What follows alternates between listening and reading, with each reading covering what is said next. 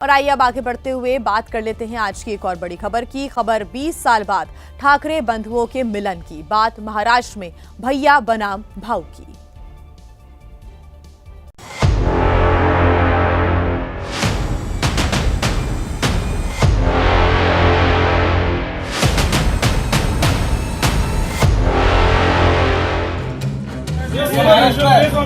कौन से राज्य में काम कर रहे हो? महाराष्ट्र में ना? महाराष्ट्र में कौन सी भाषा बोली जाती है?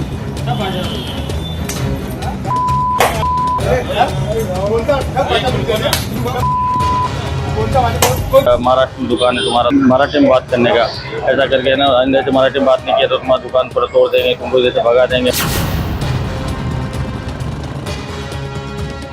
सॉरी, मुझे माफ कर दो। ये तो दरबार नहीं था, वो सबक थी कि बाबा ऐसा मत करो। तो जो दाढ़ी वाले और गोल टोपी वाले क्या मराठी में बात करते क्या? शुद्ध मराठी में बात करते हैं क्या? जावेद अख्तर क्या मराठी में बात करता है क्या? आमिर खान क्या मराठी में गाता है क्या? गरीब हिंदू को क्यों मारने की हिम्मत कर रहे हो? कोई भी जो हिंदुओं को ऊपर हाथ उठाएगा तो हमारी सरकार सहन करने वाली है नहीं।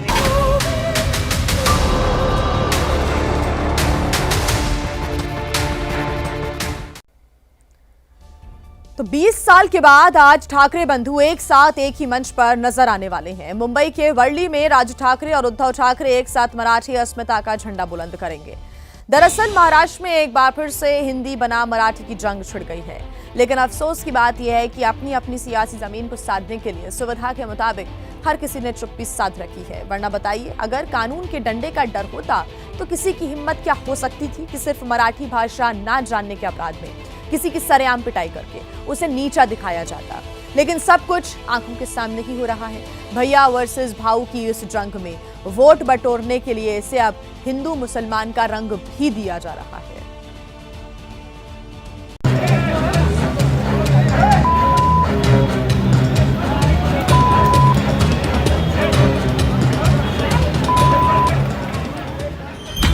ये आपस में मारपीट की कोई आम तस्वीर नहीं है। ये वो तस्वीर है जिसने महाराष्ट्र की राजनीति में भूचाल ला दिया है।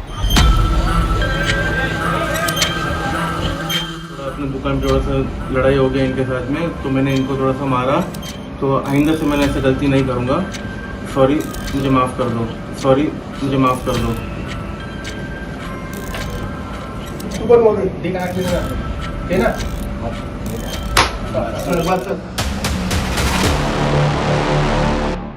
समझने में कोई भूल मत करिएगा, क्योंकि सॉरी किसी गलती के लिए नहीं बल्कि गैर मराठी होने के लिए बोला जा रहा है।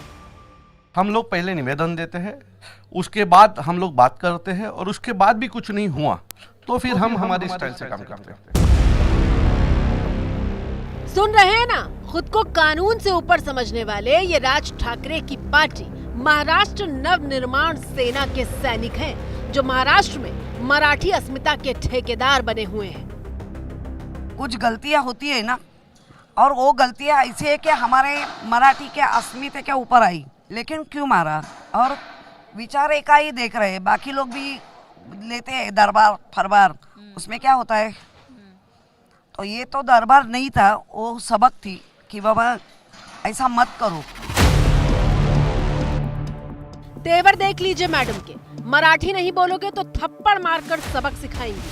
चलिए, सही गलत और न्याय अन्याय की बात तो इनसे बाद में कर लेंगे, लेकिन पहले आपको बताते हैं कि मसला क्या है।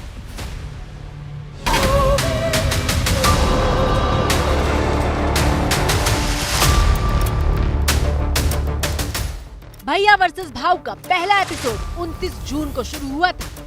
तुम क्या बोले? क्यों मराठी बोलने का? अरे मार क्यों मराठी बोलने का मतलब? ऑफिस में आए थे, हमको थोड़ी मालूम है, कभी कंपलसरी हुआ सीखने का, सीखना पड़ेगा हमको। तस्वीरें मुंबई से सटे मीरा रोड की हैं, जब 29 जून की रात करीब 10:30 बजे जोधपुर स्वीट्स के मालिक को राज ठाकरे की पार्टी एमएनएस के कार्यकर्ता सिर्फ इसलिए घेरे हुए थे क्योंकि उन्हें मराठी नहीं आती है। कौन से राज्य में काम कर रहे हो? महाराष्ट्र में ना? इतना वाले महाराष्ट्र में कौन सी भाषा बोली जाती है? सब भाषा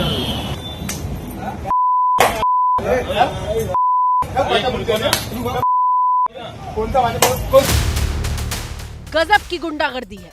अगर राजस्थान का एक व्यक्ति महाराष्ट्र में जाकर मिठाई की दुकान चलाता है और कहता है कि यहाँ सारी भाषाएं बोली जाती हैं, तो उसी की दुकान में खड़े होकर थप्पड़ों की बरसात कर दी जाएगी।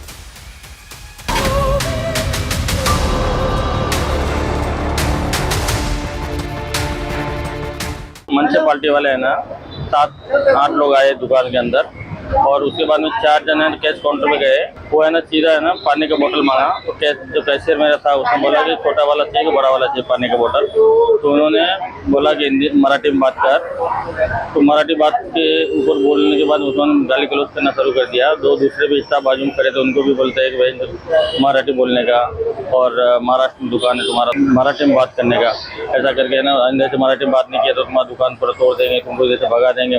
मीरा रोड के जोधपुर स्वीट्स में मैं मौजूद हूँ। यहाँ के दुकानदार बाबूलाल चौधरी पर मनसे कार्यकर्ताओं ने बुरी तरह से पिटाई की। ये वही घटनास्थल है, 29 जून की रात की बात है जब ये पूरी वारदात यहाँ पर हुई, जिसके बाद 7 लोगों पर FIR दर्ज किया गया है।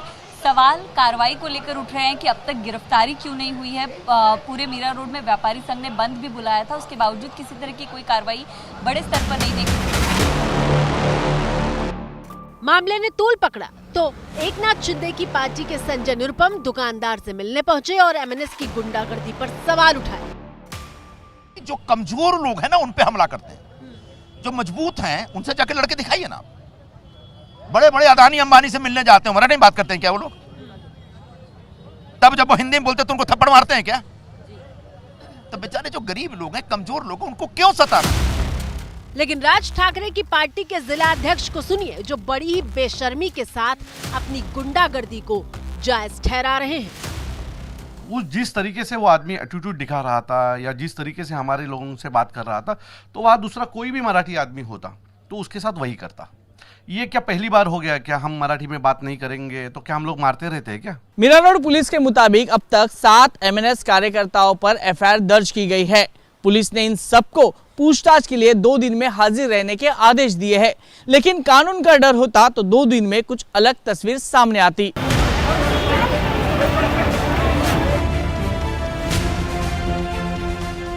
तस्वीरें 1 जुलाई की हैं, जब मुंबई से सटे ठाणे में मोबाइल रिचार्ज को लेकर एक दुकानदार और ग्राहक के बीच बहस हो रही थी।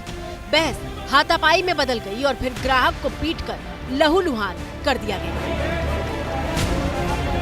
दुकानदार को हिरासत में लेकर पुलिस ने मामला दर्ज किया था, यानी कानून के हिसाब से जो करना चाहिए था वो कर दिया था।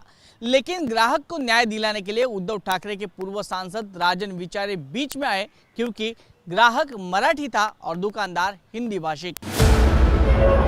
ये तस्वीरें शिवसेना के पूर्व सांसद राजन विचारे के कार्यालय की हैं, जहां मोबाइल रिचार्ज वाले दुकानदार की पेशी करवाई गई है। मेरा नाम षणमुख पुजारी है। मैंने कल थोड़ा अपने दुकान पे थोड़ा सा लड़ाई हो गया इनके साथ में, तो मैंने इनको थोड़ा सा मारा। तो आइंदा से मैंने ऐसे गलती नहीं करूंगा। सॉरी, मुझे माफ कर दो।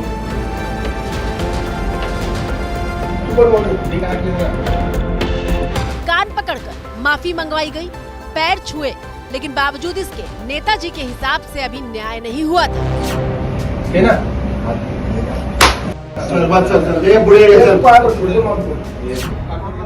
इसके बाद दूसरा दुकानदार भी माफी मांगता है। तू बोल पहले तो नाव नाव बोलता तसं वैसे बोल, कान पकड़ बोल, पूरा ठीक से पकड़। लेकिन उद्धव ठाकरे के बेटे आदित्य ठाकरे कह रहे हैं कि यहाँ हिंदी वर्सेस मराठी का कोई मामला नहीं है। महाराष्ट्राची ताकद काय ती दाखवली आणि वाद हा जो आहे हिंदी विरुद्ध मराठी, हा वाद जर असेल तर तो वाद भाजपने स्वतःच्या फायद्यासाठी निर्माण केलेला वाद होता। हा GR काढण्याचीही गरज नव्हती।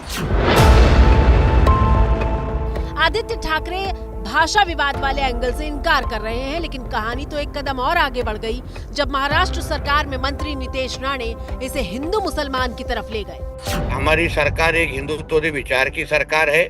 हमारे मुख्यमंत्री जी इसके बारे में बहुत गंभीर है, मगर जो एक्शन लिया जाएगा वो आप कुछ दिनों के लिए रुकिए, जब जेल के बाहर निकलेंगे ना तब उनके चलने की स्टाइल से आपको समझ जाएगा कि किस तरीके से एक्शन लिया गया है। कोई भी जो हिंदुओं को ऊपर हाथ उठाएगा तो हमारी सरकार कुछ सहन करने वाली है नहीं, कि हम जो मंत्री बने हैं, हमारी जो सरकार आई है वो हिंदू समाज के वजह से ही आई है। ये मुंबई छोड़ने की सोच। इस बात के लिए नितेश राणे की तारीफ करनी चाहिए कि वो खुलकर स्वीकार कर रहे हैं कि हिंदू समाज की वजह से ही वो सरकार में है, इसलिए हिंदुओं पर आंच नहीं आने देंगे। तो लेकिन हिंदू तो महाराष्ट्र के मराठी भी हैं और शायद इसीलिए नितेश राणे ने साफ कर दिया कि हिंदुओं पर हो रहे हमले इस्लामिक राष्ट्र बनाने की कोशिश का हिस्सा हैं। जिनके वजह से आज हम मंत्री और हम मंत्रालय में बैठे हैं, कोई उनके तरफ अगर गंदी नजर से देखते होंगे ना तो आप कुछ भी मेरे को बताइए, बोलिए, मेरे को कुछ फर्क नहीं पड़ता। मगर हम लोग जिन्होंने हाथ उठाया, क्योंकि ये जो हाथ उठाने वाले हैं ना, ये जिहादियों से कम नहीं है।